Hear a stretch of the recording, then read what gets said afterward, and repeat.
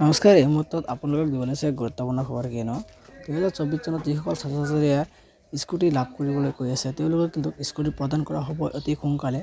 তো এটা প্ৰশ্ন হৈ আছে, যিটো প্ৰশ্ন হৈছে যে তেওঁলোকক স্কুটিটো প্ৰদান কৰিব, কি স্কুটি প্ৰদান কৰিব, ইলেক্ট্ৰিক স্কুটি প্ৰদান কৰিব নে পেট্ৰল চালিত স্কুটি প্ৰদান কৰিব। তো আগতে কিন্তু আপোনালোকে গম পাই আহিছে যে ইলেক্ট্ৰিক স্কুটি প্ৰদান কৰা হোৱা নাই।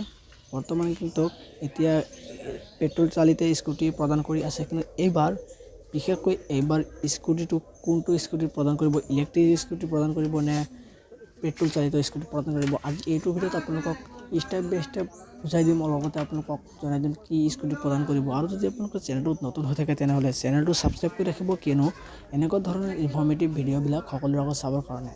তো ষ্টুডেণ্টসকল, তো আপোনালোকক কিন্তু এইবাৰ কোনো ধৰণৰ ইলেক্ট্ৰিক স্কুটি প্ৰদান কৰা নহয়, কিয়নো ইলেক্ট্ৰিক স্কুটিটোৰ কষ্টটো অলপমান বহুত বেছি পৰি যায়, যিটো কষ্ট দি আপোনালোকক পেট্ৰল চালিত স্কুটি দুটা প্ৰদান কৰিব পাৰিব। সেয়েহে আপোনালোকক কিন্তু এইবাৰ ইলেক্ট্ৰিক স্কুটি কিন্তু প্ৰদান কৰা নহয়, পেট্ৰল চালিত স্কুটি প্ৰদান কৰিব। আপোনালোকে নিশ্চয় জানে যে যিসকল ছাত্ৰ ছাত্ৰীয়ে ছোৱালীসকলে যিসকলে 60% হায়াৰ ছেকেণ্ডেৰীত উত্তীৰ্ণ হয় লাভ কৰে, আৰু যিসকলে ল'ৰাসকলে 75% পাই উত্তীৰ্ণ হয়, তেওঁলোকক কিন্তু স্কুটি প্ৰদান কৰা হয় চৰকাৰৰ ফালৰ পৰা।